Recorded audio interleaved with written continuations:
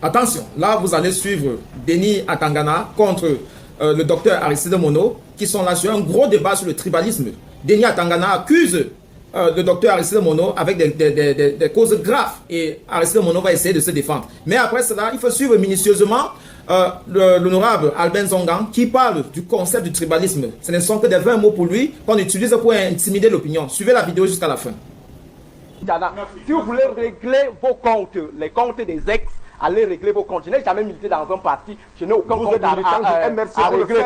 Vous êtes militant du MRC, et vous êtes une déception pour la l'équipe. Et si moi j'étais, allez régler vos comptes avec ma si j'étais de la famille de Hubert Molonjana, je vous interdirais de mettre les pieds dans ces obsèques. Tu as été dans le MRC. Tu as été dans le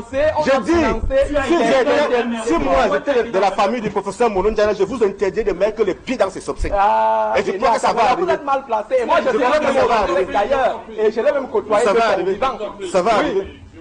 On accueille enfin sur le plateau. Raison pour procès. Comprends quoi? Vous êtes des gens dangereux pour ce. Mais la vérité vous fait peur aussi à ce point-là. Vous êtes des gens dangereux. Non, mais c'est vous qui êtes dangereux. Mais c'est terrible. C'est vous qui êtes dangereux parce que vous voulez maintenir les gens dans l'ignorance. Vous comprenez? Vous voulez maintenir les gens dans l'ignorance. Et ça, il faut le combattre, il faut le dénoncer. Alors je dis ceci. Il y a des archives. Je dis ceci. Quand vous racontez les choses sur les télévisions, laissez-nous les émotions. Il y a des archives. Laissez-nous les émotions. Laissez-nous les émotions. Il y a des archives. Je voudrais vous dire que ce que les gens ont fait. Il y a des archives. Continuez. C'est inadmissible qu'en Cameroun, un pays, après 60 ans d'indépendance, n'ait pas pu construire l'identité nationale et qu'on soit encore en train de vivre des replis identitaires comme cette réaction des gens, de ces fameux chefs, de ces faux chefs qui ne peuvent rien faire à personne.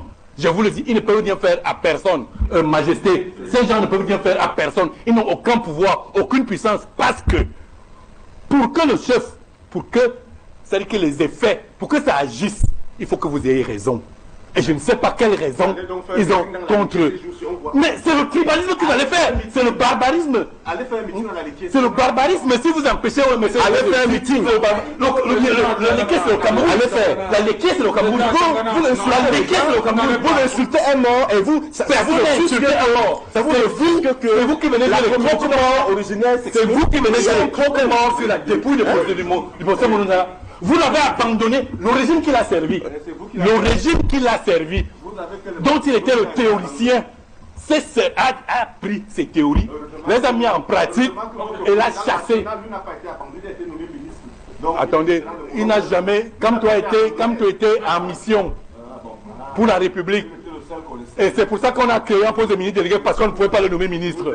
Ça, il faut que vous le sachiez.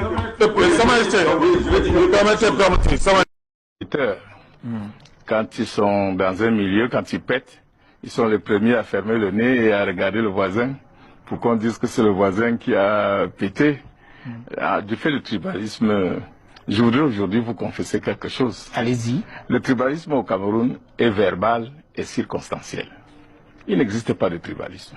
Vous croyez vraiment? Non, non, les gens utilisent le tribalisme pour se positionner, mais n'y croient pas.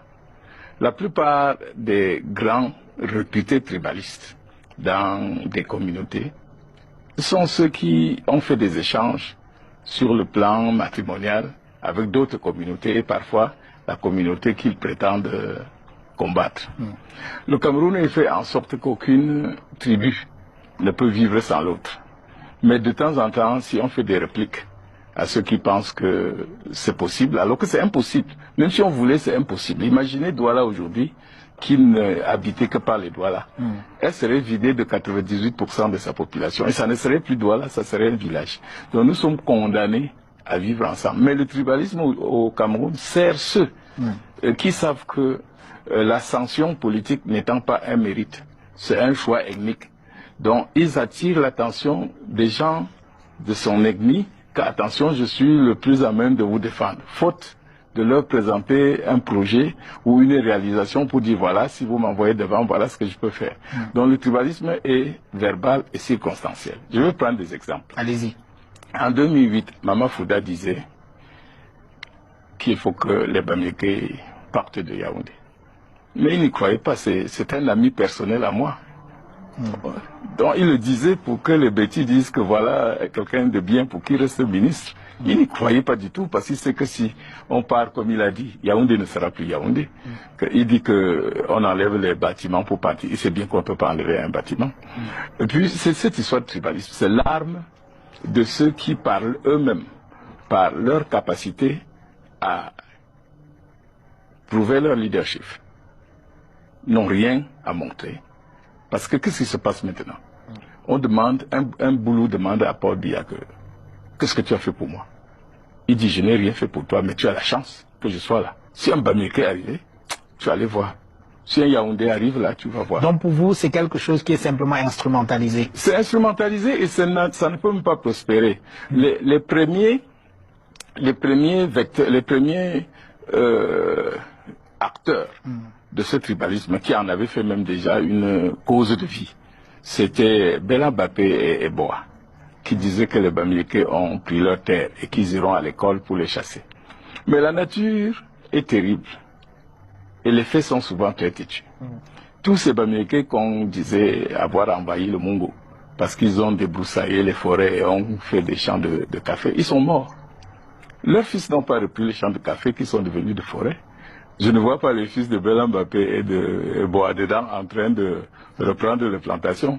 Donc chaque fois qu'on vous voit faire quelque chose, celui qui est incapable de le faire se donne une raison de justifier pourquoi il n'a pas fait. L'autre est un tricheur, l'autre est un Mami Weta. D'abord, avant qu'un Bamileke était riche, on disait qu'il était de femme-là. Le mot a disparu tout seul. Est-ce que maintenant on parle encore de femmes-là? Parce que on sait que ça n'existe pas. Parce que si ça existait avec la misère ambiante, beaucoup de personnes seraient venues entrer dans le femme-là. Sortons de là avec votre parcours personnel. Est-ce que parce que lorsqu'on vous écoute, on a l'impression que vous faites de l'essentialisme, c'est-à-dire ceux qui sont de chez vous sont les meilleurs, les plus forts et tout. Dans votre parcours personnel. Écoutez, celui qui peut se tromper en pensant que il y a un camp de meilleurs et un camp de pas meilleurs n'a rien compris dans le vivre ensemble. Nous sommes différents. Oui. Quand on parle de l'unité, ça veut dire qu'on parle des choses différentes, parce que si nous étions uniques et un, on ne parlerait plus de l'unité, nous serons un. Oui. Donc, chacun doit apporter ce qu'il a de mieux. Copier chez l'autre ce qu'il a de mieux. Essayer de dépasser ce qu'il a de mauvais et qui peut nuire à la communauté pour qu'on fasse le vivre ensemble. Et mon cas est extraordinaire.